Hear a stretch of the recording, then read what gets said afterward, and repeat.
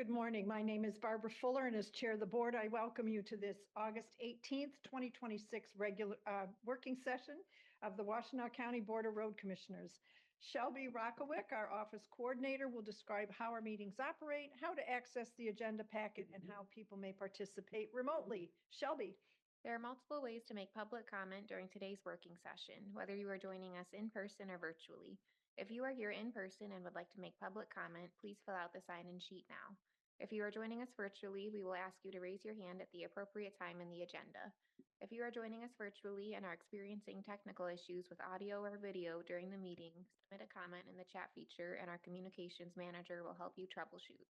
If you would like closed captioning during this meeting, you will have to manually change your settings. Click on the Captions button and select Show Captions. The audio and video of this meeting is being recorded, and a link to the recording will be posted to wcroads.org in the next few days. There are printed copies of today's meeting agenda on the table near the front door, and it's also posted on our website. And now I'll turn it over to Chair Fuller. Thank you, Shelby. I now call this August 18th, 2026 working session to order and ask Shelby to call the roll. Chair Barb Fuller. Present. Vice Chair Rod Green. Present. Commissioner Gloria Llamas. Present. Commissioner Joanne McCullum. Present. The following directors are in attendance. Managing Director Matt Washtenaw, Director of Operations Adam Lape, Director of Engineering and County Highway Engineer Brent Schlack. Thank you. May I have a motion to approve the agenda as presented? So move. Support. Please call the roll, Shelby, if you would. Commissioner Rod Green. Yes. Commissioner Joanne McCullum. Yes. Commissioner Gloria Llamas. Yes. Commissioner Barb Fuller. Yes. Next on our agenda is public comment. This is the time set aside on the agenda to receive comments from the public. It's not intended to be a period for dialogue. Each person will be allotted 3 minutes to address the board, and Shelby will explain how people may be recognized to offer comments. Since this is a hybrid meeting with both in-person and virtual attendees, we will take turns between those attending in person and virtually. For virtual attendees, we have provided some instructions on the screen on how to participate and make public comment. If you're attending this meeting virtually and would like to make public comment, please raise your hand now. If you dialed into the meeting from your phone, you can raise your hand by dialing *9. Our communications manager will unmute virtual participants with raised hands one at a time and will announce your username or last 4 digits of your phone number when it's your turn to speak. Please share your name and address before beginning your comments. For in-person attendees, we will start with those of you who have signed up on the sign-in sheet as you walked in. If you didn't sign in, you are still welcome to make comment. Our communications manager will notify you when it's your turn. Thank you. Ms. Tiffany, who do we have who would like to comment? We have a Lauren Rollman who has their hand up. 1 second. I will ask you to unmute. Good morning. Good morning on this fine Tuesday. Good morning, Mr. Rollman. Yeah, my name is Lauren Rollman. I live in Chelsea on Workner Road. And I want to thank you for drafting new tree and community engagement policies. I know you are discussing them today, and I think they're really both quite good. So I want to thank you for that. I'd like to propose, if I could, 2 minor modifications, but I hope you'll consider in your deliberations today. For the tree policy, in the first paragraph under notification, I hope you might consider ending the first paragraph with something like, quote, and communicating the tree removal plans to the County Environmental Council prior to beginning removal, just so they're aware of what's happening, not to change what you know you need to do. For the community engagement policy, I hope you might consider adding 1 more bullet point under principles, such as, quote, notify affected property owners prior to visible signs of possible work. For example, the survey stakes. These additions, I believe, combined with what you've already drafted, would go really a long way toward achieving your principles you've already stated of transparency and information sharing. And I appreciate both the intent and the documents that you've started to revise. And I hope that these 2 additions might be considered in today's deliberation. So thank you again. Thank you for your comments. Dr. Rollman? Anyone else? Tiffany? No, that is all for public comment. All right, thank you. We will move on with the business of our working session. I will turn the gavel over to Mr. Washtenaw. Is there anything you'd like to do to start us off on the 4 items of our agenda. Well, thank you, Chair Fuller. No, I was thinking of just taking one at a time and going through first the community engagement policy. Tiffany, if you wouldn't mind sharing the red line version. You should have printed copies as well, but for our audience, and you can put them on the screen. And really, this is a result of the discussion of a prior working session where we took a lot of the discussion, kind of formulated revisions, and now have it in draft form for review and consideration for commissioners. So any thoughts on the red line is what was changed from the original policy that hopefully reflects what we talked about at our last working session. Commissioner McCollum. Yes, Madam Chair. Mr. Roman suggested that we add another bullet under principles to, I didn't get a chance to write everything. Did everyone get everything that Mr.? No, I was gonna ask that it be, find a way to come over so we could get it. I was trying, it's too quick. Yeah, notify effective. Notify property owners prior to the survey stinks before work commencing essentially, or the survey commencing. Certainly, that one's, I mean, it says it's sort of in here, but I think that way that's stated is more, it's more noticeable what Mr. Roman suggested.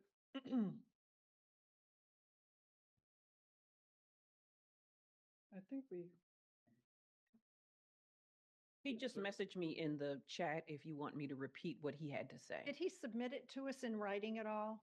in the chat. The chat. In the chat. It's in the chat for me, and he says notify affected property owners prior Just a to minute. visible signs of okay, I'm sorry. 1 second. You ready? notify affected. Property owners prior to visible signs of possible work. Example, survey stakes. With a smiley face, he said. I'm sorry, I didn't get that prior It- to visible. Prior to visible signs of possible work. Okay. Everybody have those words that he suggested? And what paragraph is that inserted in? Suggesting Principles. bullet Okay. Community under engagement. principles. In the pre- I think certainly the existing bullets share project information on WCRC channels in a timely and professional manner. Mhm. Certainly cover that, but Right. if there's a desire to have very specific and pointed language, happy to include that. Yeah, it's one bullet more, and I think it shows up, it just sort of takes, highlights what the second bullet is saying, one of the things the second bullet is saying. Madam Chair. Commissioner Yamas. So I agree that this policy, it just clarifies our willingness or our transparency that we already have. And we do have several layers of transparency, but people will be able to pull this up to see that we are committed to transparency. So I agree with the bullet point. Commissioner Green? Yes. I support the inclusion of the language that Dr. Pullman has suggested. I think it's really important for us to notify affected property owners of what's going to happen in advance. I don't see how that takes away from anything we're doing by including it.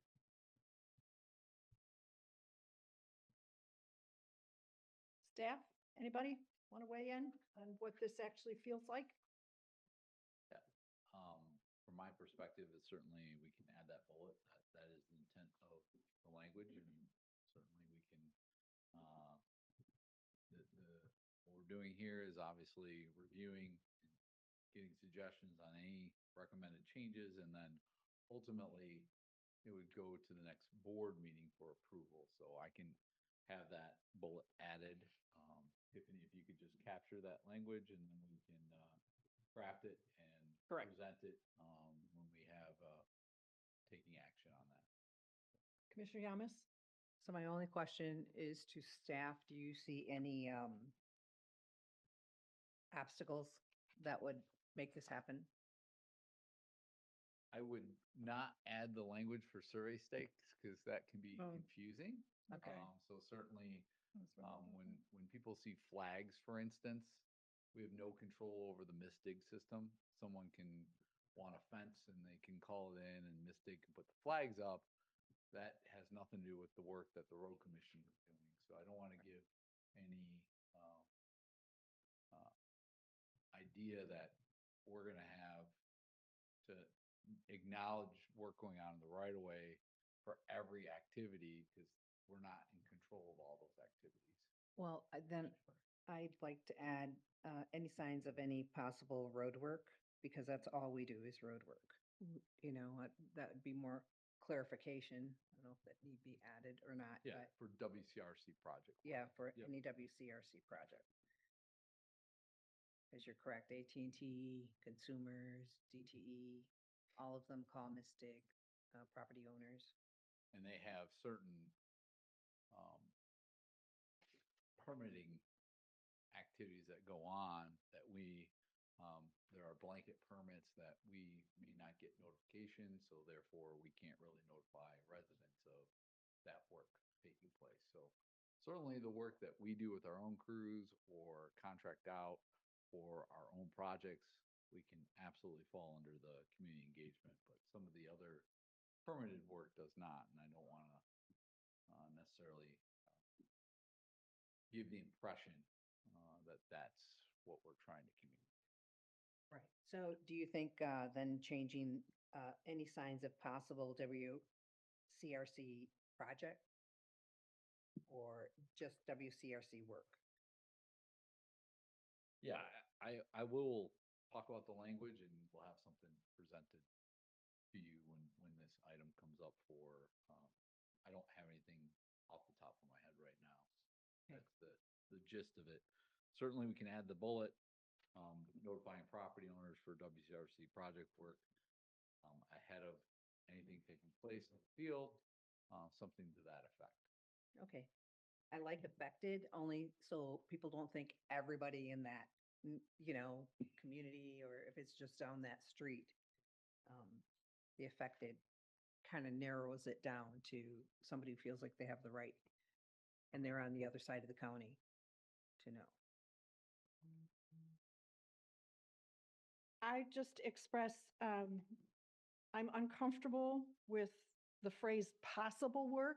I mean, we've got all kinds of possible work on the menu here for what we would hope to do, like to do with our asset management plan. I mean, I just don't think it's reasonable to specify notification of possible work. I mean, when a project is approved by the board and we're moving forward, I believe we do a great job in terms of identifying where the work's going to happen and give people a chance through our public information sessions and our design workshops, what's going to happen. So I'm uncomfortable with trying to notify everybody about everything in advance, having it be aspirational as opposed to actually in the work plan. And I'd like staff to think about this, take a look at it, and come back with language that would achieve what I think Dr. Ruhlman's concern is, but not overpromise. I think that's the problem for us that we've encountered in the past. Madam Commissioner Chair, Green. would it be possible to change that word possible to approved road work? Would that satisfy some of your concerns? Again, I would like staff to respond with, which they did a beautiful job on both of these policies in terms of integrating what we hope to say in a way that is understandable, clear, and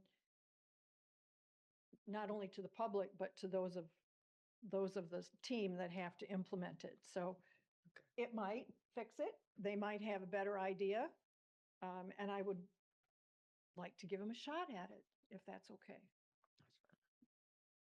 Commissioner McCollum? Madam Chair, yes, I agree with the chair about that possible work, looking at it. And I know that managing director will take this and do his Work is magic. because I really do like what the changes in this community engagement. It's transparent. It's a robust engagement now, and it's transparent. And I love what the managing director did, and I know he'll take this and do the same thing and communicate what Mr. Rollman was suggesting. Thank you. Anything further?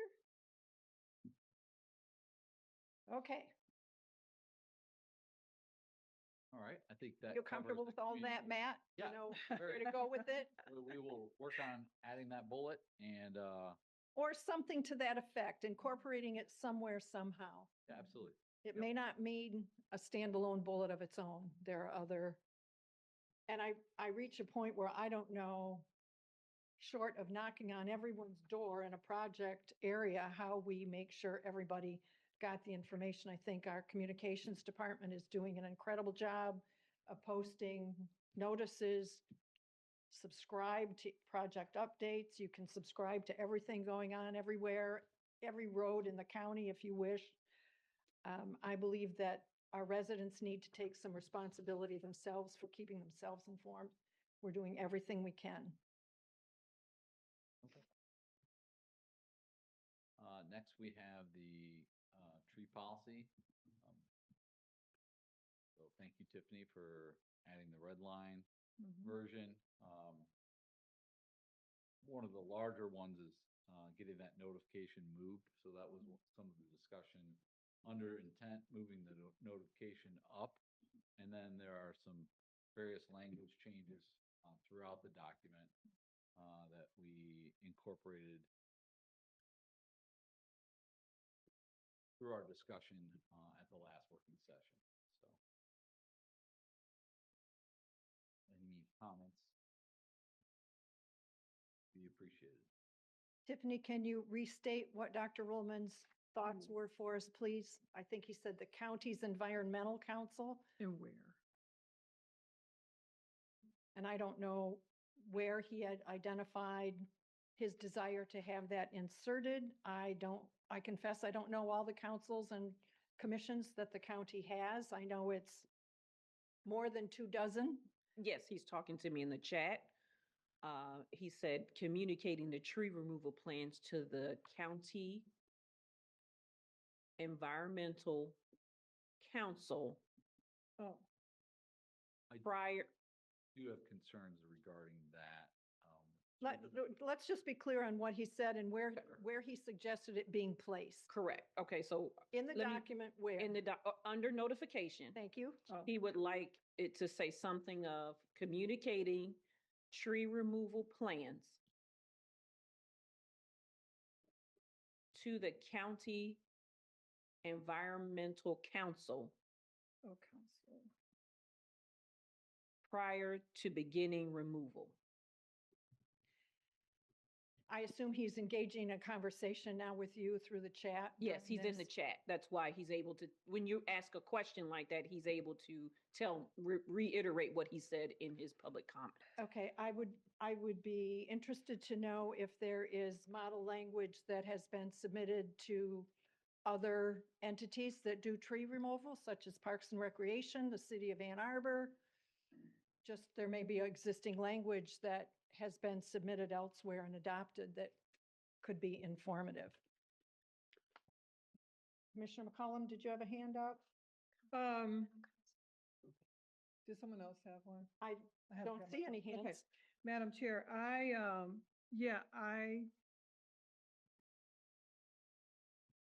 I don't know about this council, and I'm not familiar with it on Parks and Rec with our tree removal policy. So I would want to know more about that process or what they do. Okay. Thank you. Commissioner Green, I'm sorry, No, go ahead. Is I'm you good. I'm all done. set? Yes. Commissioner Green? Yes, I also have some concerns about that. There may be some situations where that might not be appropriate. It might add another roadblock to something we're trying to do. That particular portion, I've got some real concerns about. Commissioner Yamas, did you have any comments? No, I just was getting the rest of the verbiage in there. Okay, Um, okay. Well, I Matt? guess I do have one comment is this layer. I have some concerns about this particular layer. And if any other, would this be a mandate? And is it a mandate for all the other county organizations right now? Because we're not the only ones that do. I mean, Right. Parks and Recs removes far more trees than the road commission. I don't know if people are even aware of that. So I just have some concerns about that particularly. Okay. Mr., did you have more? No, I'm fine. Oh, Thank you. Matt? No, I certainly understand the intent as far as notification goes. We are required as a regulatory agency to do all the necessary permitting. And we don't refer to that as part of this policy. Really, I think we as a regulatory agency, follow all of our under the planning and design on page 2, we pretty much say that we're following all the guidelines, Act 51 and WCRC policy standards and specifications.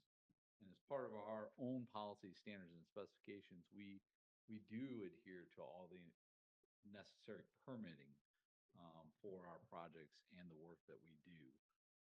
There's a lot of different permitting that we go through as an agency that is not spelled out in this tree policy, nor do I think it's appropriate. So I think that's not a necessary add, and I would not recommend adding that to the policy. Okay. Madam Chair? Yep. I would like to know more. Is it possible to get more information on the County Environmental Council? I don't know if that would be something useful for us to have the information, maybe not put in our policy, but to have the information of how what they do. Maybe in the future, they may be able to help us with things. I just don't know anything about this council. And I don't know, I don't want to, say we'll never use it or we don't need it or whatever. Is there any way we can find out more information about this council? I'm sure there is. I'm sure the website describes what their purpose is and who the members of it are and how often they meet and So all of those things. would that be under Michigan, Ann Arbor?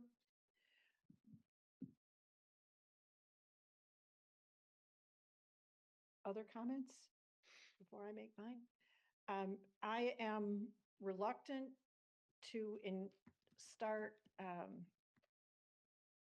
The road commission has jurisdiction over the road and the road right away. I am reluctant to attempt incorporating what others are doing unless we just want to see if there's an equitable level playing field that's being applied elsewhere. Understanding that the road commission is an autonomous commission, it's separate and distinct from the county. So while there may be some things that could inform what we do and what we'd like to do, or maybe things we shouldn't do, that's fine. But I'm, again, reluctant to have staff spend much time at all investigating those kinds of things. Commissioner Green? I also join in that objection. I think that irrespective of what the council does, I think that what we do is independent. and it has to be independent. Anything further, Matt? Do not. No? So this is a working session. I realize we're not voting on anything, but is it the pleasure of the other commissioners to have the tree policy as revised, move forward? I believe after we see the revisions or, the language, ready to do that. So you want some revision proposed in addition to what's already being proposed here? No, No, no, no. I'm on the just tree clarifying. policy Yeah, itself. yeah. Okay. Commissioner Madam Chair, Collins, I like everything that's done here. on the tree. The policy. tree policy and yes, Okay, tree policy looks good to me. okay, Absolutely, I support that. okay. So the only policy we're asking staff to take a look at further is the community engagement piece? Correct. Yes. that's Okay, what I have as Yeah. well. And Okay. we'll look to that language that we talked about. okay. Okay. Let me know if it's not clear what direction we're taking here, Matt. I don't want No, I people chasing their tail. Okay, absolutely, we can get that community engagement language added. Okay. And, take both policies, bring that back to the next, working session? well, I think I'm comfortable if the board is, if we're reviewing the policy at, the next meeting for adoption. Board meeting for Yeah. adoption? Okay. And should that change? And we can have that as an Okay. action item, so if there's discussion on what's presented, then we can Okay. have that discussion. Okay. Does that work for everybody? I guess, I think there's just one question on the tree replacement. It's moving back to what it was prior to when we had changed it previously. When extensive removal required a specific road improvement project, staff may explore opportunities for tree replacement consistent with project design standards, statutory restrictions, and public safety. I'm still not opposed to that language, and I like that language. I know that there is, I'm not with you. What page are On you on and what page section? 4 of 5, tree 4. replacement. And what is your concern? Can you do the clean version? Yeah, that might be helpful.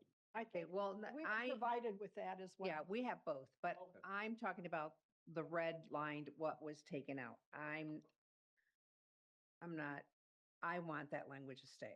So I think that we discussed it a lot, and that was language that was added the last time we did this tree proposal. And I prefer that it stays. Is that the first paragraph? No, it is the the paragraph that's stricken. When extensive tree removal is required on a specific road improvement project, WCRC staff may explore opportunities for tree replacement consistent with project design standards, statutory requirements, funding restrictions, and public safety. Right, the first paragraph of that. Yeah, particular- that can stay right, on that- there. Yeah, you that's know. what you're saying. Yeah, I wanted that first paragraph put on there because a lot of people don't realize that that money can't come from the road commission. I know that there's grants out there, federal grants, that other road commission use and that are available. There's the Safe Streets program, transportation TAP grants, and other grants. So I prefer that that stays. And I think that there was a lot of discussion on it previously about that particular language. Comments from, yes, Commissioner Green? Yes, if I can ask our managing director, is there any reason why this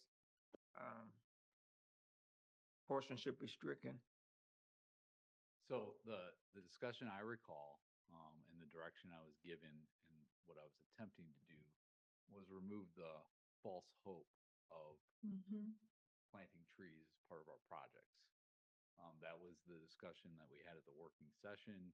I said I will attempt to address that, so that this was my attempt. Thank you. So ultimately, there are very few examples where we will do plantings. So by starting off language with when there's extensive tree removal, we'll explore opportunities for replacement, that's not the reality. So that's why we did the revisions we did. Other comments? Commissioner Green, continued? So the reality is that a tree replacement is really not something that We do, we do. correct. Okay. Unless there are special circumstances whereby there may be funds, which the example that I have is Jackson Road, where the DDA helped fund the boulevard, and there was space where we could do some plantings. That is not the norm. We do not normally build boulevards and have places where you can do some tree plantings. But that was DDA And funded. it was DDA funded. That wasn't, yeah. So those are unique circumstances that are not the norm. I think when you put it in a policy and you have that language that was stricken starting out as the opening paragraph, you're not representing truly what we do on the norm. I think Commissioner McCollum Yeah. and Commissioner Yamas. I brought that up, that it should be stricken because it looked to me when I read it, and I put myself in other people's shoes, that, there's the opportunity for tree replacement. Because it says it here, that it will be explored when extensive tree removal is required on a specific project. And that is not something that we do. So I don't think it should be there if that's not what we do. I want to be transparent at what we really do, so. I guess that, Commissioner Yamas? that would it's definitely an exception and in extreme cases, and I don't know that, and maybe the language needs to be different, like when extensive tree removal, because there's the tree pilot program in Kalamazoo that's happening. There is, when you, if anybody, even a citizen, looks that there are dollars available, not through the road commission. And that's why I thought it was important to have that first paragraph there, because no roads money can be used for that. It'd have to come from someplace else, but only in extreme cases. But if I understand the, creating the false hope, yeah, and that, because it's not, our staff does a great work looking for grant money. I'm not trying to overload our staff with something that's, I'm not trying to overload the staff. So I do understand that, where extensive, that seems, I don't know, I'm trying to figure out another way that someone would know that. No, we're trying to point to Stephanie. I will say that the second paragraph Yeah, certainly that's what I was speaks to when allowed for It by does. other funding sources. Right. We'll review opportunities for tree planting and replacement, and that's absolutely true, that we will allow for that. And if there are funding sources out there, really, there aren't a lot of funding sources. Commissioner Yamas, you referenced Kalamazoo. Kalamazoo got safety money to remove trees, not plant trees, to remove thousands of trees. Okay. They're getting a lot of pushback for that, understandably, because of the experiences we have gone through. And that's one of the results of this tree policy is we need to have something that we can point to that is the rationale of why we would be removing trees within the public right of way. And again, when we talk tree replacement, we want to be very open and honest with our public that this isn't necessarily something that we do, is my feeling. Because the feedback we got from the current policy, we'll say the current policy because it was our original policy, is that they all read that to mean you're going to replant trees, right? And that's not the case. And so that as staff, we're constantly having to say, well, if you read the note saying revenue from MTF is restricted and we can't use that, and that's the reality. So that's what some of the struggles that we're having with the current policy. Commissioner McCollum, Commissioner Green, Commissioner Yamas. Stephanie, I believe Tiffany wants to, I'm reluctant to have a back and forth going with No, someone outside. no, that wasn't The- that. You said an acronym. Can you, for the record, you said, was it DBA? DDA, Downtown Development Authority. Thank you. For the record, for the people who might not know that acronym. Okay, Thank you. sure. okay, Commissioner McCollum. Yeah, I think the way it is written is more transparent. That second paragraph does say about, the You're opportu- talking page 4 now? Page 4, under tree replacement. Thank you. Thank you, that's all I have to say. So you're good with as it is? I am, I do like it. It's clear. and- Okay. Commissioner Green? Thank you. Given the explanation that our managing director gave us as to why that was stricken, I thoroughly support the language as is. I think part of transparency is understanding what the Royal Commission does and what the Royal Commission does not do. And I think that's very helpful if our community understands that tree replacement is not really something we do. It's just not something we do. So there's no sense in trying to suggest that we do it when it's clear that it's not part of our purview. So thank you for your explanation. No problem. Commissioner Yamas? I'm sorry, were you finished? I'm done. Okay. Commissioner Yamas? and I'm not opposed to removing that. What I think is making more clear, because I like the note, it's not the total note, but the revenue from the Michigan Transportation Fund, WC's primary source of road funding, is restricted and may only be used for transportation purposes, could be added to that sentence for people who don't quite understand the Public Act. It's just more of an explanation. And, then I agree with the false hope situation, but my thing has always been how to really help the public understand the limitations that we have. Isn't that in here somewhere? No, they took it out. So, The first sentence says, Public Act 51 of 1951, as amended, is restricted and may only be used for transportation purposes, which does not include replacing trees removed. I think that says it. Yeah. yeah, I guess it does, but I'm always looking for softer language, to explain to people. So, Okay. So what's the consensus here? Move forward with it as we had discussed a few minutes ago, or is there more work needing to be done on this? Madam Chair, Commissioner Green, I think we should move forward. Commissioner Madam Chair, I McCollum. think we should move forward. Okay, I concur. and I So, concur. Yeah. Okay. I have one more thing. I Sure. did look up, Commissioner McCollum. I did look up the Environmental Council, just FYI, and they have meetings, and I'm gonna look into it. I think it's always good to research things and find more information.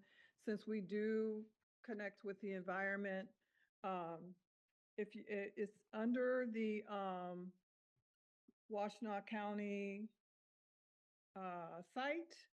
It's Environmental Council, and just to let you know, FYI, and I intend on going to one of their meetings. Oh, good for you. Yeah, thank Okay. you. That's all. Okay.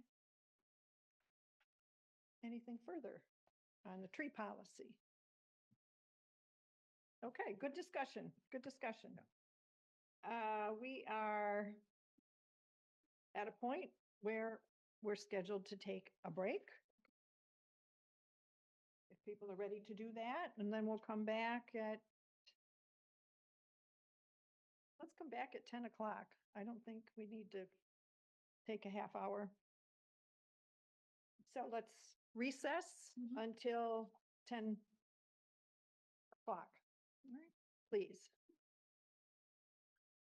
Without objection. All right.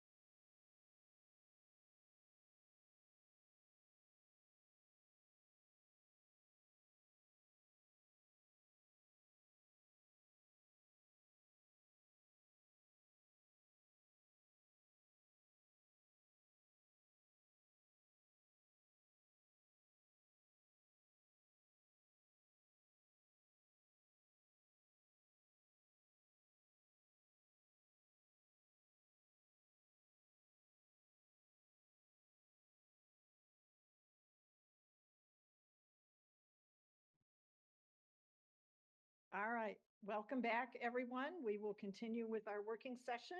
Next up is our equipment update. Matt, do you have anything you want to do to Thank you, lead Ms. us into Golder. this? No, I'm going to invite Adam Lape, our Director of Operations, up, and he's going to walk us through an equipment update and discussion about fleet. All right, good morning. For you. Adam Lape, Director of Operations. Thanks, Matt.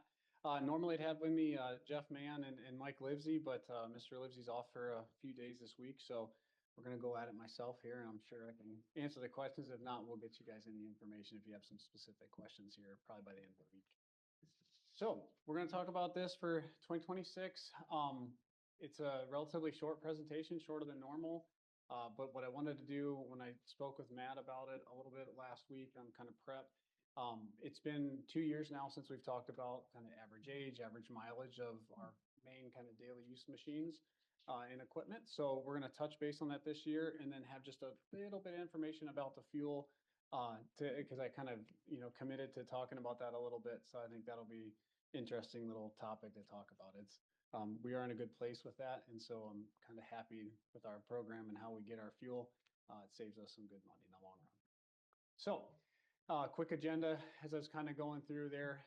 We really want to overview the daily use units. So that's kind of your pickup trucks, your dump trucks, some of the motor graders, a few of the boom mowers, things that we're running pretty much every day. And all throughout the organization, light fleet, pickup trucks, that SUVs, those terms are all used. And those vehicles are throughout the whole organization. So that's anybody that has to go somewhere, either takes a pickup truck, an SUV, some type of vehicle.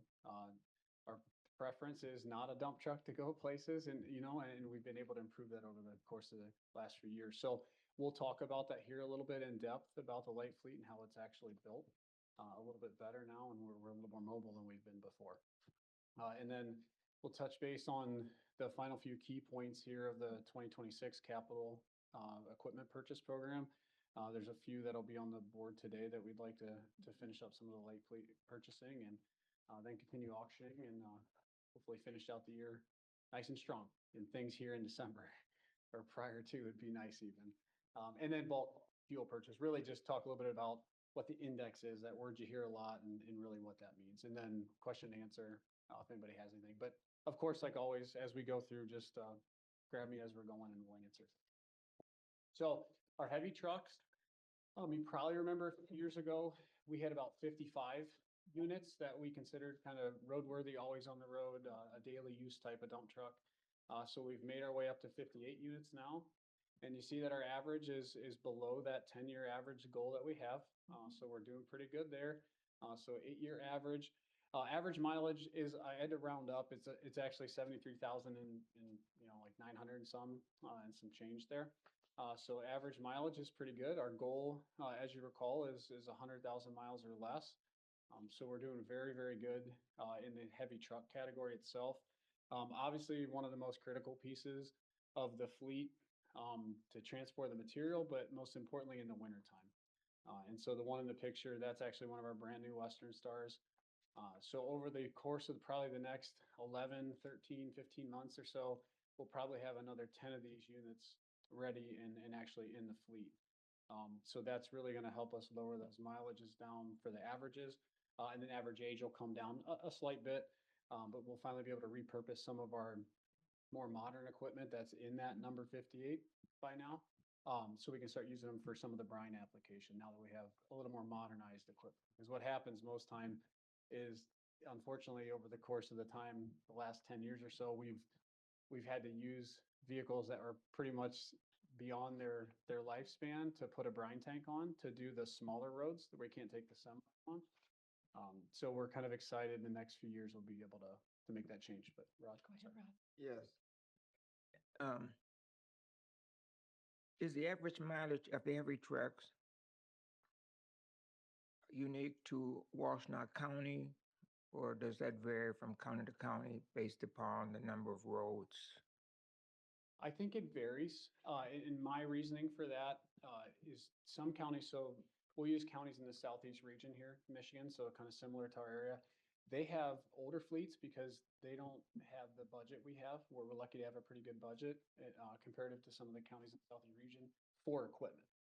And so we're able to get a newer fleet. So we have younger equipment, so therefore the mileage stays down a little bit. You may see some counties with vehicles that are 20-some years old, and kind of a contrast to that, they may be 20-some years old without emissions and a lot of different technologies that we have and we deploy, but they may only have 80 or 90,000 miles on them because their route may be shorter. They may be coming out of a yard like a Manchester or Chelsea, where they're only driving a handful of miles because they're just used on back roads. So it's very dependent on kind of what the city needs, or excuse me, what the county needs. And then mileage, size of county isn't really a comparative because typically counties that are bigger and have more miles will have more trucks because they have a larger staff anyways.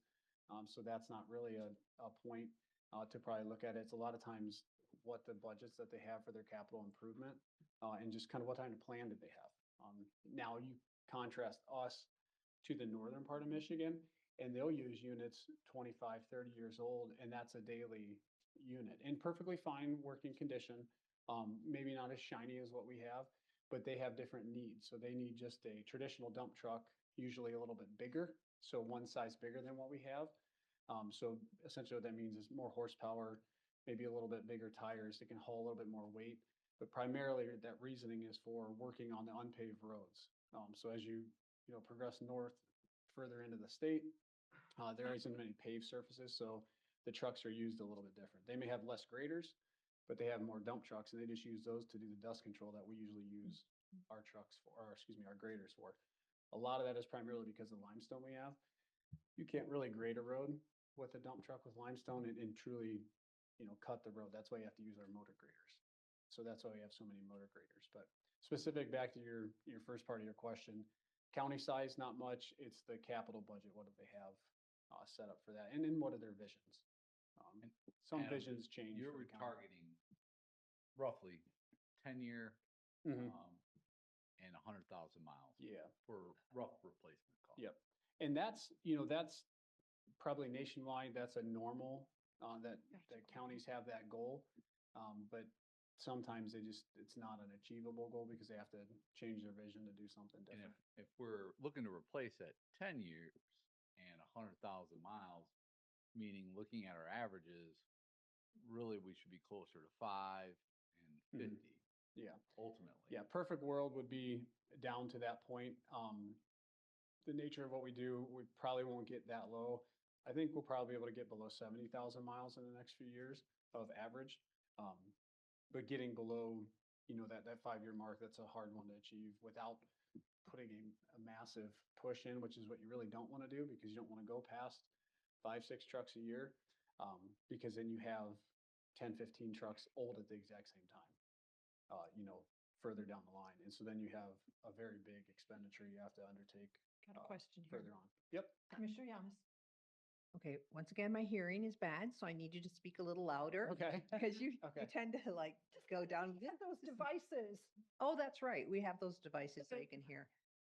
You Can have them? you Yeah. share those with us Uh, at some point? And so my questions also were related to what's already I was saving it for the last, like the 10-year, 100,000 mile. We're not trying to go there. We're trying to lower that so the loss to the purchase of the vehicle is less because it's not an asset. I mean, technically an asset, but it depreciates so quickly. Is that why we're moving in that direction? It wouldn't benefit us more financially, and I don't know if that's a question for Dan or for you, because we sell these, right?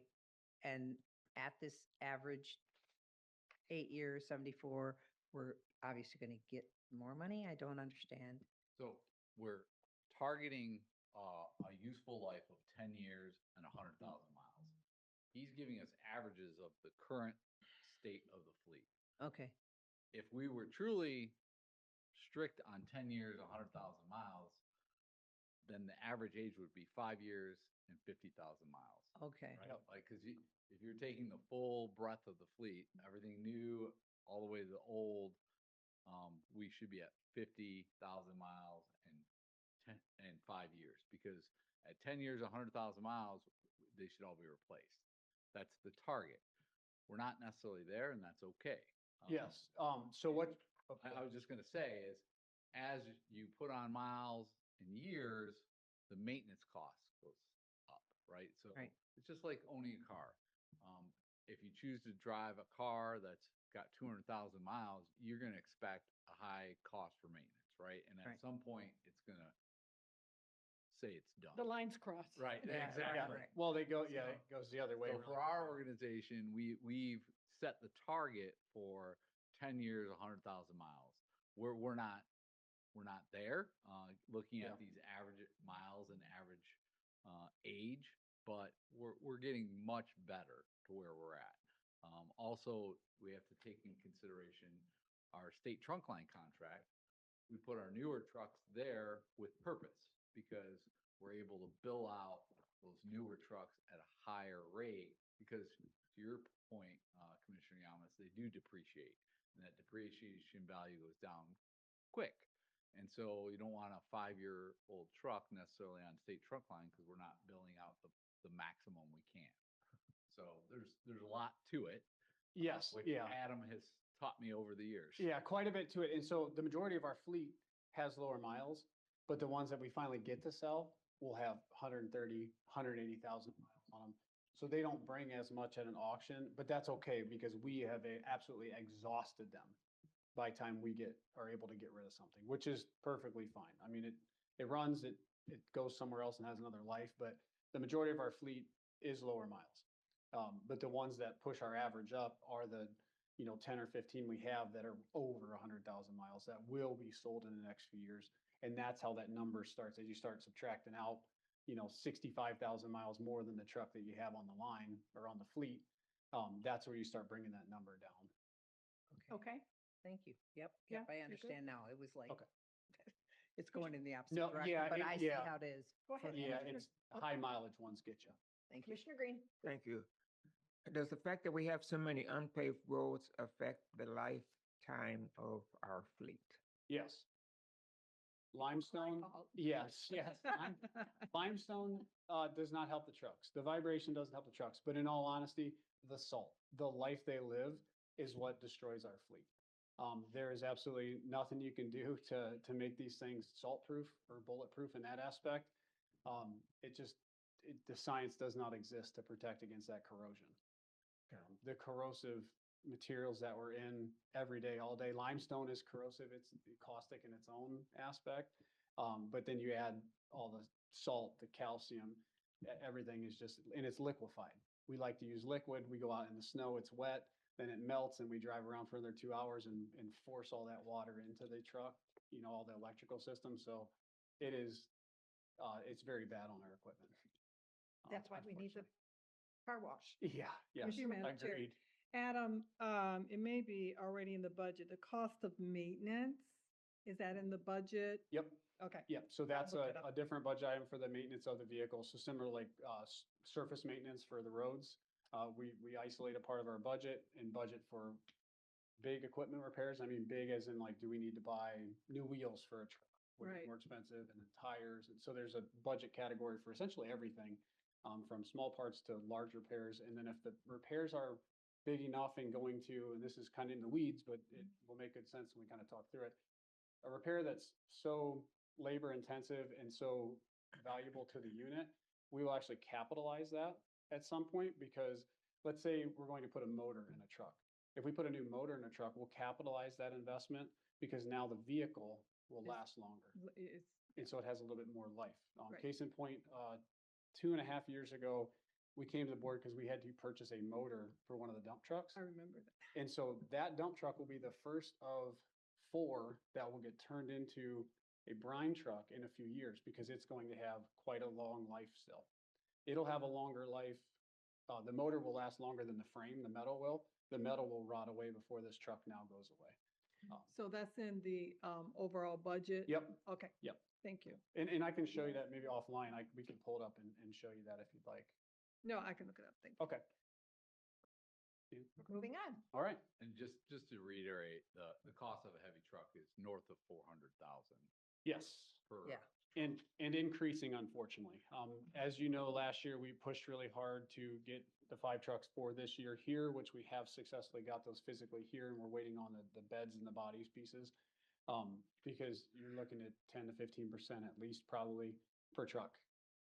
So it's another $60,000 probably each truck, that's going to increase over the next couple of years. So, emissions, some of the changes, in the requirements for that, but things are just getting more expensive, unfortunately. But something we have to endure. Yep, and it's important to stay on the task where you'll see every budget year. It used to be 4 trucks a year. Now we've upped it to 5 trucks a year because our fleet number is moving up for good reason. Yeah. We need to have those spare trucks, because things do break during winter maintenance, and those spare trucks are important to have. Yeah. So that we can keep the mission of clearing the streets during winter Yeah. maintenance, and then allowing the shop opportunity to fix the things that do break. Yeah, Matt and I talked about it for a hot second last week even, how, we started the 5 trucks and we're trying to incrementally raise our fleet number, to get towards 60, because we'd like to be able to in time to be add 1 or 2 routes to the whole snow route system. And Matt's like, well, if you have like 65 of them, can we just do 65 of them because we have enough drivers? And so, but we try to keep some back for spare trucks to give the shop that, that opportunity to work on things. And our ideal system is have a few trucks in each area or each regional area of the county, that if a truck breaks down, we have another driver on that someone can go get in while the shop's working on the primary truck. And so that's why this has been very helpful to have the 5 per year. We're getting very close to where we need to be, but you can't stop. That's the only hard part with it. We have to keep going, because it will quickly catch up to us. So everything we've talked about with heavy trucks, and as we've kind of covered here in the fleet in general, is the same for the light fleet we're going to talk about. Really the same for every piece of equipment we're going to talk about. Some just cost different, some just have different jobs for us that the vehicle performs. So our light fleet. So this is kind of a broad, call it an umbrella title, because this includes a pickup truck a foreman may drive, a superintendent, an SUV that some of the engineering team or admin team takes, a smaller half-ton pickup that some of the engineering staff might take out. So it's anything with 4 wheels that's not a heavy dump truck for us in this county. So we just have to lump it all in because it's a lot easier to talk all of that together and have one budget for those items as opposed to individualized pieces of equipment type purchases. So we now have 71 units. We've actually came down 2 or 3 units over the past year or so, just simply because of age, and some have just aged out to where they're just not helpful to us anymore, too much maintenance. And so we've been able to kind of sell those trucks. And it comes back to what we talked about with the heavy trucks, where they were pushing our mileage, our average mileage way up, because we have some vehicles that'll get over 200,000 miles on them. And so when we can sell one of those at the auction, our average quickly comes back down by like the thousands sometimes. But it's a little bit of a chess game, because you don't want to get rid of too many vehicles because you still need to have enough for staff. And so that's why some of the purchases, even today's board meeting, are very valuable, because it's not so much the initial purchase, but it's what it creates, the opportunity with a vehicle that we're going to roll down to the next staff. So we don't have 8 people looking for a vehicle. We only have to now have 4 people share 2 vehicles. So that's been kind of a goal with the light fleet the last few years. And as you can see by the average age, there's 6 years, and 83,000 miles. So once again, 10-year average goal, 100,000 mile goal. So we're staying ahead of it, but we do have a little bit of work ahead of us. Our staff is stable, so it's not like we have to find vehicles for anybody right now, but we have to keep that moving because the vehicles that age out, we certainly, with our light fleet, we get every ounce of their life out of them. We take everything but the air and the tires out of these things. I mean, they get used completely up before we sell them. So it's Particularly just our foreman and group leaders put on a lot of miles. Yep, it's just the nature of what we have to do. We just put exceptional or exponential amounts of miles on, especially in the wintertime. Hundreds of miles a day just checking roads, and that goes really quick when you could maybe do that 70 to 90 times a year, that same kind of route, checking your route. So adds the miles up pretty quick. So light fleet, just as much as important, but that's what really moves us around. When you can. Okay, Madam Yep. Chair, I just want to ask for the light fleet, how does that work? Is that someone gets a vehicle, they need it to go wherever, to yards or whatever, do they bring it back and then get in their own vehicle, or do they take the vehicle back, to their, Home with them, take it home. yeah, So we have certain staff in our vehicle use policy. So myself, Matt, the superintendents, the foreman, people that are going to get called if there's okay, unfortunately a bad event, a bad incident occurs, or weather related. People like us that have to respond to those type of events. Okay. Those are the type of people that have like a take home vehicle. We all sign up for it, and it's kind of part of our required, responsibility to be on call, be available, that we kind of work through as a group. So every other staff member okay, would take it, go to the training, go see the construction project that they're seeing from the technician side for the engineering team. When they're done for the day, they come back, they hop in their personal vehicle, and then they go home. So the vehicles are parked here, fueled here. We have a car pass where we can clean them at car washes, and so we still maintain the vehicles, but yeah, they every day transition in and out of the vehicle. Thank you. Most staff are assigned.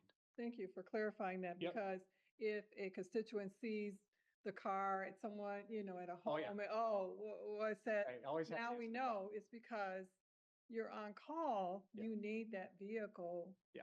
To Yeah. come here and then with your own car. Correct. And then get in it, that would then, Yeah.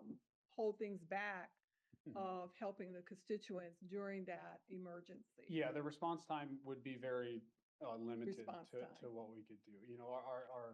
Our truck driving team and our heavy equipment team, heavy equipment operators, they have an hour, per the contract to come to work. A lot of times they kind of need us first to see who we need to have come in.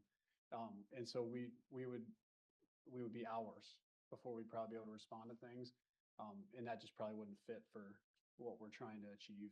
And we're trying to do the best for our constituents, so that is the best, Correct. is for that particular set of staff to do that. Agreed. Thank you. Yeah, yep. Commissioner Green Yes. and I that did- Commissioner Yamas? Okay. Thank you. This may be jumping ahead, but do all of our vehicles have a tracking unit attached to them? So Yes. that you know where all of them are at Also- all times? Part of our vehicle use policy. I can certainly share that with the board so they have that and can review it. It's been a Has few years. what we call the automatic vehicle location, the AVL. So Mhm. all of our vehicles now are equipped with AVL, All of them? is my understanding. Yep. Yeah. We did initially have some of the older vehicles which were going to be sold, Mhm. and ultimately we didn't install those because that just got done in the last few years. Yeah. Where now every new piece of equipment has AVL, and we've equipped all of our heavy trucks and light fleet with AVL. It took about a year and a half, just through the process of newer vehicles coming in, and then we had to strategize, because you had to get almost 200 items, installed over the course of a few summers. So it took us some time to do that. So yeah, last year and a half, and now we're to the point where something new comes in, and then it's just scheduled to get installed, and then it's a little easier when you're only doing 10 or 15 a year instead of the entire fleet. So that took us a bit of time to roll that out. Commissioner Yamas? So you said you have a another policy? I know about the vehicle policy, but you said you have another policy, or did I mishear you? Or you just have? No, an no, ordinance it's all, that you signed? yeah, it's all wrapped up in that vehicle use policy that has the positions that are expected to take a vehicle home because of their responsive levels and Okay, requirements for their position. So it's all in that policy there. I got that policy. Yep, I can share that with you after the meeting. And then just the most interesting tidbit before we go to the next, a few years ago, we talked about like the miles we have. This year, I pulled some numbers last week and we're 5.75 million miles just with the light fleet. So we cover some mileage. So with these units. That's around the world, how many times? I don't know. I guess, I tell you what, next year, That's a Technology huge, here. that's pretty interesting. 1 year. No, that's, if you added up the mileage. I was like, wow. Yeah. Get us going there, Adam. Oh, no, but still, that's some mileage, 7 million million miles. miles for our. Holy Yeah. moly. If you just I'll calculate the get mileage. Burke has just calculated it somewhere. Well, yes, and for Listen. next year, we'll figure that out for you. That'll be our little tidbit for next There year. you go. Okay, and then one of the very important pieces that we have here are 1 of 11 graders pictured. And as you see, we are very much ahead of the curve where we want to be. This is kind of the best place to be. So 5 years average. There was not long ago that we were just trying to stay under 10 years average. So over the last few years, we've really had some good changes, some good purchases, and some good buyback provided by Michigan Caterpillar to help us with the funding, so we can afford. A few years ago, we were able to buy 2 in a year. So very good. 4,600 hours average, which is, it's great. I don't want to lower the goal yet, simply because sometimes things change and sometimes we have to make budget decisions. We may not always be able to buy graders, but it is right there with the 5 dump trucks a year that we need to keep continuing into 2027, at least purchase 1 to keep us in that range. The crews are using them quite a bit. We've added some operators to the staff over the last 2.5 years or so. So that's also getting more use out of the graders, which is a fine thing. That means we have 2 running in all yards except for 1. District 2 only has 1 grader, and that's simply because they don't have that many unpaved miles in Ypsilanti and Pittsfield Township. So what we do with that grader, it's quickly gets ahead of its mileage, and then that grader either helps in District 5 or District 6. So we take full advantage of having kind of another grader floating around. So that's that number 11 of the group there. So we're very lucky to have that. We're happy to be where we're at. An essential piece of equipment as it relates to the large number of miles. We have over 900 plus miles of gravel roads in the county. And when you think about a grader and the spring thaw and then reshaping and putting our road system back, and you start thinking about graders move at a pace of 15 miles an hour, when you have to put 900 miles back together, that takes some time. And when you're in the front lines on the receiving the calls from residents, this is one of the most critical pieces of equipment in the springtime. In getting things put back together, graded and shaped, and then having to help with the local road projects. So the graders are another essential piece of equipment in doing some of the local gravel road improvements, resurfacing projects. At the same time, you're still having to maintain the existing roads. So that's the main push for 2 in each respective area, is because it's obviously the most critical. I'll just say it. It's the most critical in the summer because we have work going on, spreading a lot of material for the projects, but then we have to have a whole nother team with the semis and the graders shaping the roads, scraping them, because as we talked earlier, the dump trucks aren't capable of controlling that grade and adjusting the grade with slope and setting all that like a grader is set for. A dump truck can just go up and down the road. It doesn't like reshape it.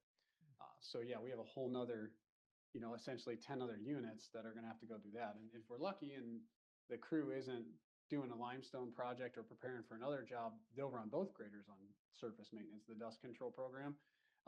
But yeah, if we didn't have 2, we've had a few summers where we didn't, and it was evident. But I think our program now, and then the addition of the poly tankers and the semis, that every other year we come to the board to buy another one, to purchase another one. those are instrumental in the process as well, because now we can do more miles. Where with a smaller, what we refer to as the short trucks with just a little tank on the back, you have about 3,000 gallons, where we can take out about 6,000 gallons with our semi-trailers. Because keep in mind, when we're doing grading and scraping, the other element is dust control. So we're trying, we got that compliment from District 5, where Oh, yeah. where Yep. they noted our change in practice, where we do grading and then right behind it is dust control, to really lock down that graded surface and to apply that dust control Just a with the suppression. tankers. Yeah. So that is a key part of that Yeah, it maintenance aspect. keeps the actual road together. When we used to have to grade the roads and it was long duration before we could come back and get a vehicle back to apply the liquid, you start losing the material and dust, you start losing the shape that you created, the crown of the road that we always work for. You essentially threaten all the work you did if you can't stabilize it when you leave. So yeah, it's very important to have the semis as well, which we're not going to talk much about those because this year we already had our tanker ordered and we kind of discussed it last year, but Yep. Yes, it is. Green. yep. So, given the importance of the graders, are we at the optimum number that we need right now, or could we use more, or are we good at where we're at? I would always love to have more, but right now the team we have is only set to be able to deploy the 11. As we build more employees that can operate them and have more space, right now we don't have physical space to park them inside. So that's a limiting factor that even if we added to the fleet, we wouldn't be able to get them where we really need them. We have some buildings where we could park them, but those buildings may not need a third grader. And then now you have a grader kind of in the wrong area where it may be needed in Manchester Township, but we might only be able to store it in Salem Township. So we're just not to the point where we physically can take more. Okay. But yes, selfishly, I would like to be at like 12 or 13. But in a few years, we'll get there. Right now, we're getting to the point where, as we talk about, as things are younger and have less hours on them, when we sell them or get them returned back and bought back, we start getting more money for that. And so now we're almost to the point with the graders where in time, maybe another year or two, we might get enough money where we can pay almost half the purchase price of a grader with just a buyback. If that happens, then we're going to be able to start adding maybe 2 a year. And then we'll get that number above 11. But for right now, we're making it work. But we want to train ourselves and our people so they can, they're efficient with them when they have them. But right now, I just need more space to park them. Well, it's a balancing act, right? That's what Dan's taught us over time. It would be nice to have 20 graders with Right. trained people to be in all of them, but then what road projects don't get done because Agreed. it's, Yeah. It is, So- and Adam brings up a good point about the operators. It Yep. takes 5,000 On flat ground. on flat ground hours to develop a competent operator. You think about that, 5,000 hours, that's several years doing grading work over the spring and summer. It just takes years to develop those competent operators. And we have been converting some of our heavy truck positions in some of our yards to heavy equipment operators. So that has been taking place over the last few Yep. years, which is going to help with developing competent operators, but it just takes time. Yeah, and that was a lot of the push for that, to get those second operators in some of the areas that needed it, had the need by the hours used, the miles, the requirement that the maintenance needs. Main reason for that is we had a person that might be able to run it, the second person that could run it. Well, they may only run the grader for 2 days this week, maybe 1 day next week, and they may not run it for another month. And without an established position, we didn't have the opportunity for people to truly get in there, and you stand the chance of maybe getting 1,000 or 2,000 hours in it. You may be in it every day. Counting wintertime, summertime, you might actually be able to get 1,500 to 1,700 hours in a year if we had the requirement for it that year. So then an operator, now we're building that second string. And so that's kind of where we're at right now. Like, we're kind of building the bench up. In the next few years, we'll start being able to get some opportunities to build up kind of the third group, and then we can start seeing if we can get those third graders placed, to Rod's question. and the other piece is these retirements that loom. Yeah, on well, and horizon. you guys, a couple individuals here over the last few years have retired that had multiple, maybe 10, 15 years Yeah. in the Aaron grader. Clavier of District One was a. Yeah, most recently recent in hired, April. Yeah, That was our grader operator for District One. So yeah, having to fill that void. yeah. So a lot of learning curves are relatively steep, but we have a lot of good operators. So we're going to be okay. They're going to gain seat time every minute they're out there. Matter of fact, they're doing it right now. So Good day for it. yes, it is. And then just want to touch. Joanne's favorite page. Yeah, there, the picture is for you, Joanne. That you wanted to, we should. Frame this Yeah, there you go. So there's your picture. On myself.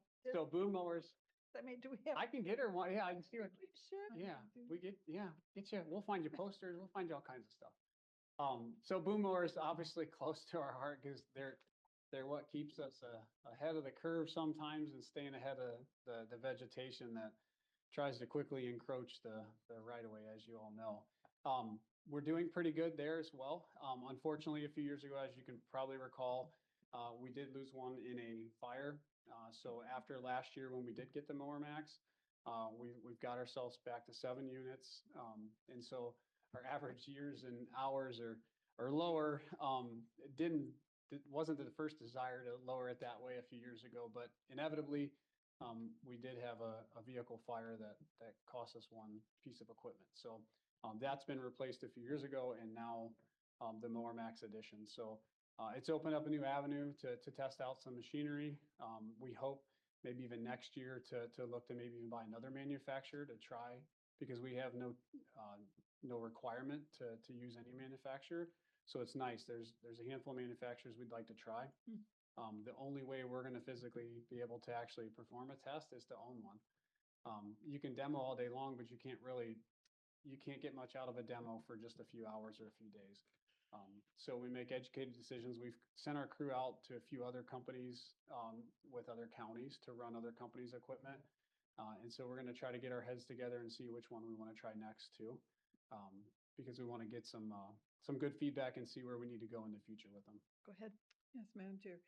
Adam, if, just for my knowledge, if you can Yeah. send me that information, I just want to look them up.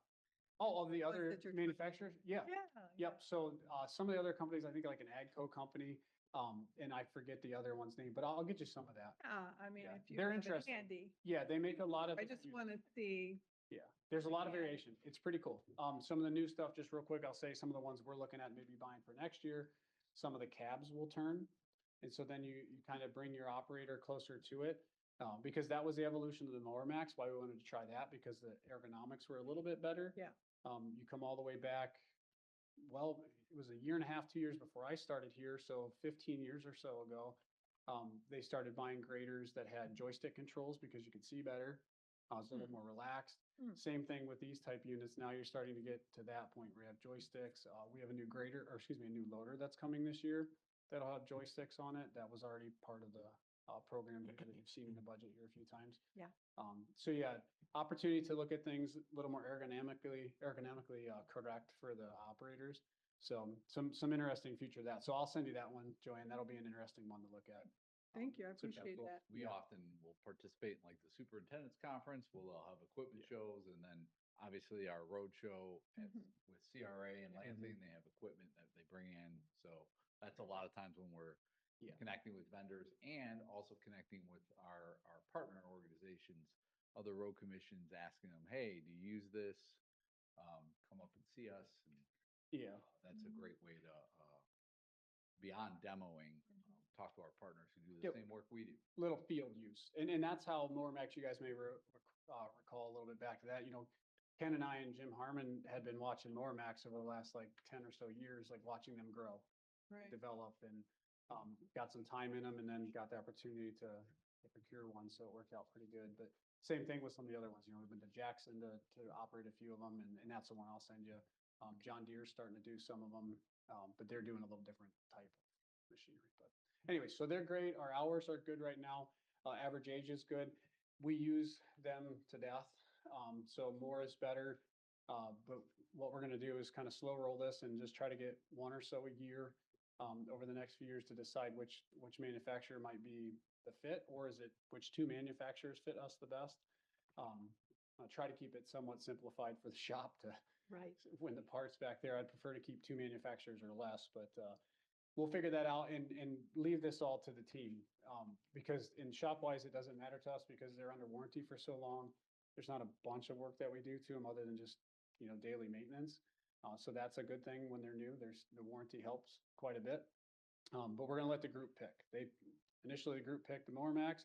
They think we can do better with some other opportunities. So we're gonna see that once we get funding, we'll order another one. So, right. that's it for Boone. Still any questions? Okay, so just want to touch base on the final little bit of 2026 here. So these are kind of key things that we're going to talk about purchase-wise. So you see the highlights. This is the snip from our second quarter budget. So this is very familiar. I just wanted to highlight the few things that we have. And matter of fact, they're on the last few items here that are in yellow are on this afternoon's board meeting for consent agenda for capital purchases. And so here's just a 3 light fleet. So 1 pickup we've already had through approval. That was last meeting for a survey team. 2 SUVs. 1 will be the traffic department. 1 will go to operations, which will push another SUV out to communications and IT to be able to use that when we have our community events and engagements or we're moving computers around. We'll be able to use that SUV for that.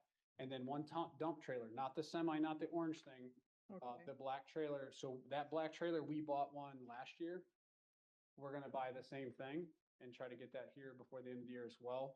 Ideally, we need 2 of those. We've always had 2, but the other one that we have is far since outlived itself. It's been rebuilt twice in the time I've been here, just because it's aged out. So those East trailers are pretty nice. We're happy with what we purchased last year, and so that'll be in front of the board this afternoon as well. I think Joey might have been first. Sorry. Okay. Madam Chair. So the dump trailer, thank you for answering that. About that's what we're getting is the dump trailer, not the Not the tractor. tractor. So the tires, do we ever, with the load that we put in these dump trailers, what's the life of the tires? Good, a lot of tires there. Yeah. That's expensive. Yeah, with no punctures, normal lifespan, you can get 20, 30,000 miles out of them. Unfortunately, we're going off road, we're hauling in and out of the pits, we're going to recycling centers. So lifespan on our tires, you'll get at least 10,000 miles out of a tire. Probably more. My average is probably conservative, but as long as we don't get punctures, they last for quite some time. All of the tires you see, so you have 8, on that side, just one side. So they take so much of the load, they spread out the weight, so they're not overloading the tires any different than what they're designed for. So that's helpful, and we're lucky to have pretty good tire contracts. We don't like to have a good tire contract. One tire would cost how much? Oh, if you bought just one, just a consumer, you'd probably close to $1,000 by the time if you bought a reputable group that we would prefer to put on the trucks. So not free, unfortunately. Yeah. Commissioner Green. Yes. So how many dump trailers do we have right now? We have just 1. We have an orange one out back, which you've probably seen, but you don't recognize. We decommissioned it because it's unsafe. We could not haul any more loads in it. That's why we had to purchase 1 last year. That's why we came to the board, and it was a budget amendment for last year, I think first quarter of last year. We amended the budget to purchase 1 of these. And so now we need to restore that second one. So we had time to wait this year and actually put it in the budget and plan for it financially, as opposed to a quick purchase we had to make last year. And Adam, this is a vital piece of equipment for our heavy equipment, correct? Yes, the heavy equipment crew will operate these and pull these trailers around because they're usually doing our bigger jobs. So the culvert program, we've been talking a lot about the year of the culvert. That's where these really come into play. They are instrumental in that because, you take 1 to 3 dump trucks off the job with just 1 of those trailers, depending on what you're hauling. So you basically solidify the staff, and there's 2 or 3 other people, that can go do something else because you only need 1 driver to haul sometimes upwards of 2.5, 3 times what a dump truck can. So what's the life Depending on the material. expectancy of a dump trailer? The orange one is over 30 years old. So with these newer style ones, we've got the hardened bottom, so basically a thicker metal bottom. So we probably can get 25, 30 years out of these 2 purchases. Okay. So, I mean, it honestly will outlive some of us.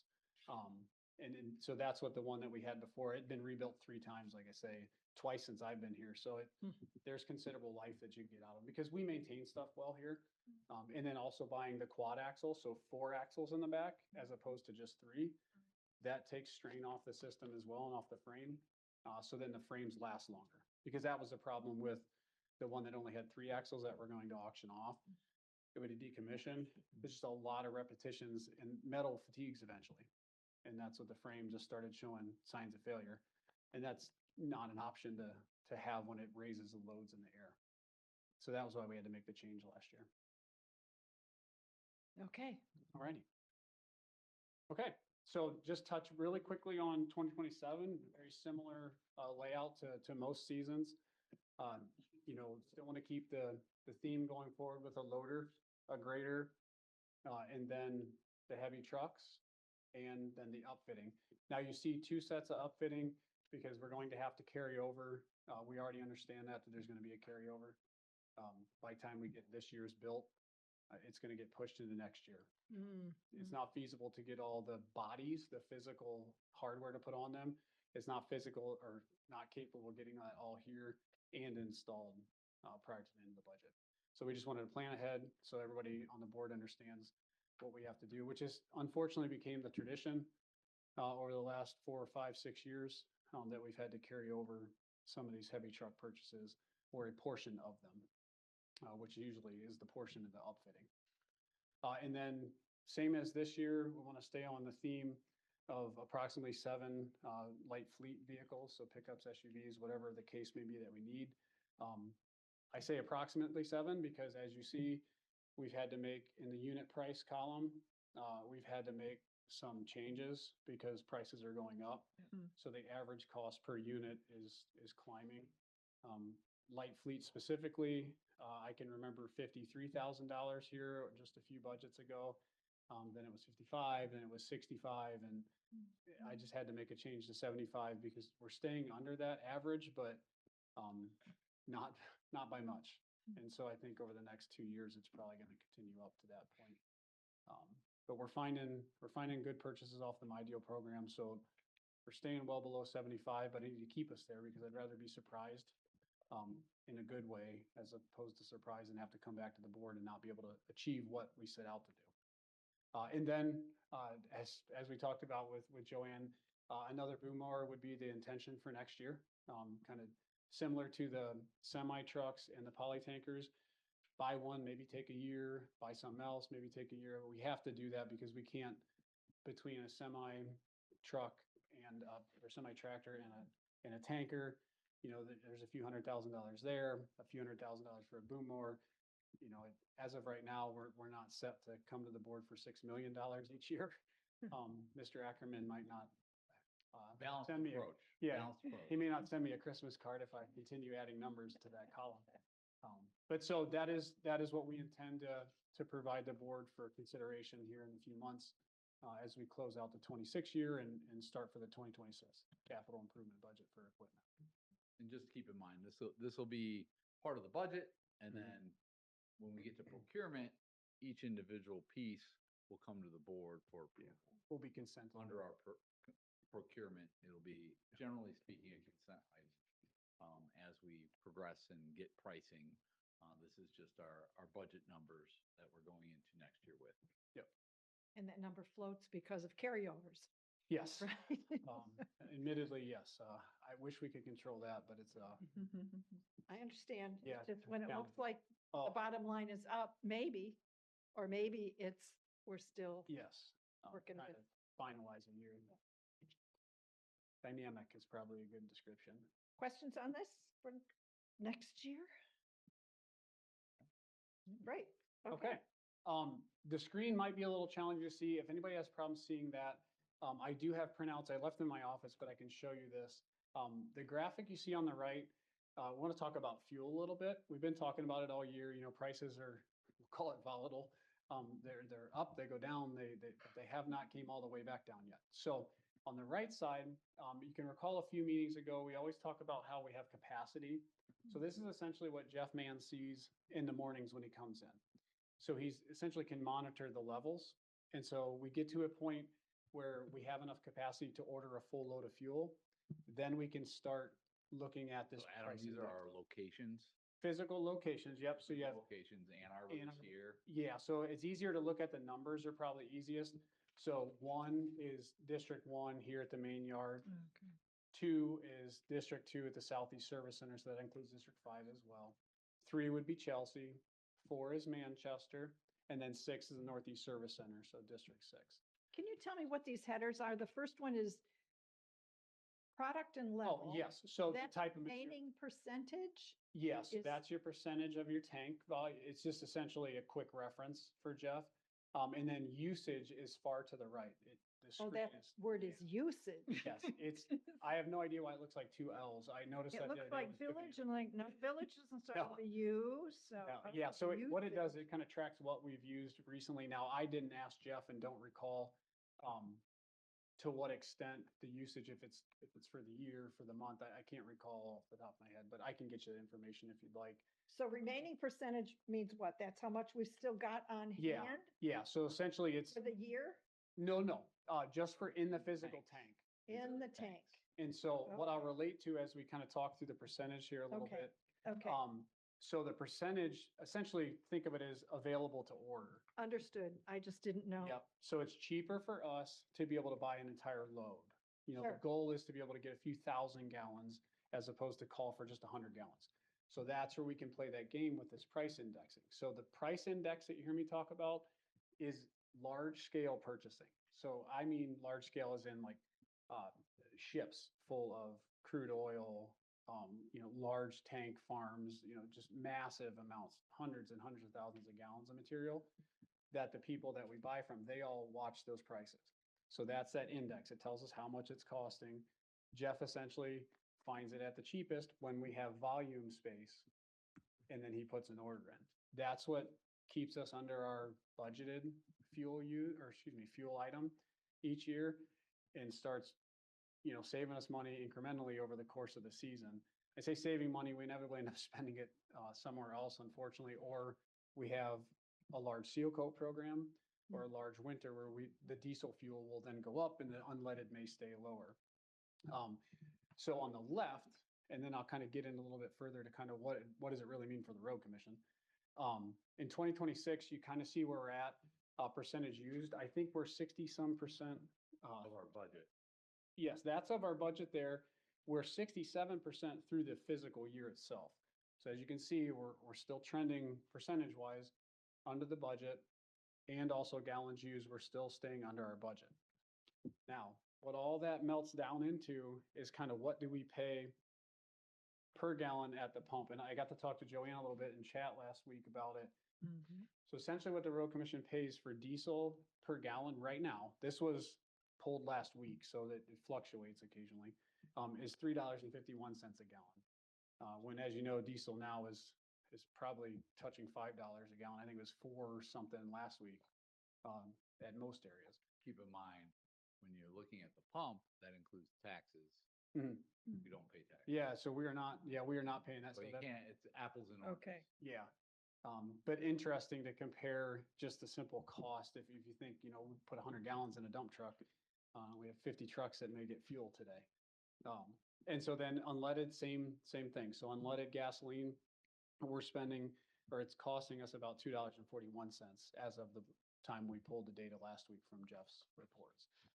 So obviously it helps us stay within our budget. We budget above that. And I forgot to write down the budgets. I can get those and I'll send it back to the board because I failed to put those in my notes.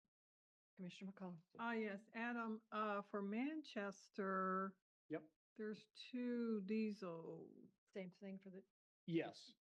oh, yeah. Yep. So in Manchester, we've used that tank, we've converted them, and so we just have diesel tanks. It used to have unleaded, and so we just put diesel in both. Oh, Yep. So essentially you have 14,000 gallons there. The main reason is there's only one unleaded vehicle down there. So Okay. we've kind of transitioned the majority of their fleet to diesel fleet. With the Foreman pickup is diesel. Normally we have gas powered Foreman pickups. okay, So we have a diesel Foreman pickup for down there. okay. Yep. So yeah, you're able to convert tanks, with a little bit of clean out and Mhm. small process, but. Mhm. I would hope so. This is Yes. an example of inventory control, essentially. Yeah. And then working under your budget, Mhm. making sure that we're appropriately spending, but also managing our inventory on hand so that we have what we need when the crews need Yep. it. We do the same version of this with salt, aggregate, culverts, Yeah. signs, you name it. We have to have these materials on hand, and so a lot of what our operations and folks do is inventory control. Yeah, and we're just kind of chasing that bulk purchase cost. And so salt is probably the best example to kind of blend with fuel. You know, that spot purchasing, that index that we talk about, these are those large volume orders, like I say, large shipping containers, I mean, just massive amounts. The companies that are buying that, well, that, you know, whether it be diesel, unleaded, or just bulk oil, crude oil, whatever it may be, they're buying it and they're trying to buy it the cheapest they can buy it as well. And so then we benefit from no tax dollars, and then we get to buy it because they buy it cheap. We buy it when it hits the lowest for them. And so we try to capitalize on these companies that have to make these large scale purchases. Same thing to the salt, where the My Deal program creates that for us because, as a matter of fact, I showed Joanne that too. There's 333 entities that can buy this fall off the My Deal purchasing for salt. And that's what gets us those less than $60, less than $70 a ton ranges. Because if we went out on our own, we could potentially pay over $100 per ton, even if we bid it tax-free. Just as a reminder, the My Deal is a cooperative purchasing that the Mhm. state has set up for governmental entities. And my is MI, not MI, MY. yeah, we Yes, call it- that is correct, call it yes. My. Yeah, And yeah. You play on Michigan's Acronym. Yes. Yeah. Yes, still interesting way they used it, but it does work, it Abbreviation. rolls right off the tongue. But yeah, so salt is probably the best to compare it to that, but I just wanted to But put a for few fuel, notes out. we don't use My Deal, we actually bid that out. We do bid that out, but It it's just the works better bulk. for us. Yeah, that's where the bulk comes into play, for most groups. And I don't know, and I've never really checked what other agencies in this region are doing. I think they're bidding just like we do as well. I'm pretty confident Lenawee County bids, but I don't know what Monroe County's doing for their fuel, because you could buy off of My Deal as well. Similar concept for that, but most companies probably go out, or most agencies will go out to bid for that material. Questions? I don't see I have- any. I have questions. Oh, you do? Yeah, I have questions about the cost, how you came up with the cost average of the pickups and. the Wait, you're SUV. backing up? Yeah, I'm backing up to page, it doesn't have page on here. Okay. To capital equipment For purchases. 27? Yep, for 27. Okay. How you're coming up with those, because I've done some research on my own, but I know that I'm not adding in, well, I added in four-wheel drives for pickups and SUVs just for administrative purposes, not for, because what's in an administrative vehicle is not what's needed for somebody who's working the job, right? For Because, the crew, yeah. If right? They're gonna go out to a job site, yeah. So I want to know where this number comes up, because what I'm coming up with is like about $10,000 less than what's on here. The upfitting. So all the lighting package, any computer mounts we have to put on inside, if we have to put like a load deck, like a sliding load deck to haul the loads, or locking boxes, toolboxes, work lights, all of that we try to account for what we spend on average for that. Because some vehicles may cost more than 75 to outfit, like a survey vehicle might cost $82,000. But we may get just a regular pickup truck that's gonna go to the engineering team, and it may only cost 60,000. So that's, I guess, how we get our average out of that. But yeah, it's the lighting package. Lights are expensive, even tax exempt. They're very expensive. You have to pay somebody to wire them for the most part. So we use a couple vendors to upfit them. So it's upfitting just like the dump trucks, but not big metal pieces. It's usually internal stuff we need for whatever job the vehicle's gonna do. We have a general lighting kit that for each type of vehicle we start with.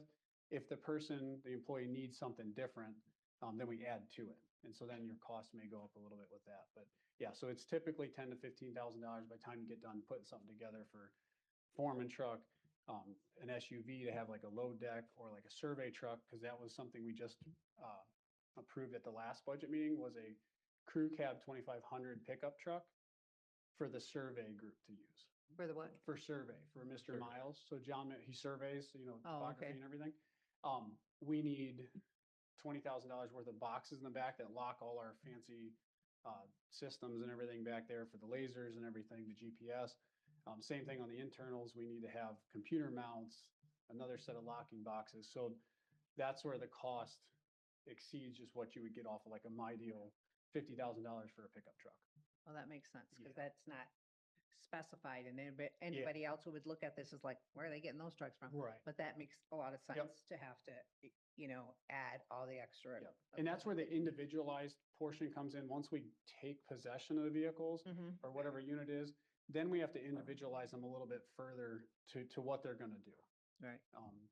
Probably a good example would be the survey unit. We could just buy a pickup truck for, you know, $50,000, $60,000, but by the time you get done putting everything on it, it drives our cost Right. average up.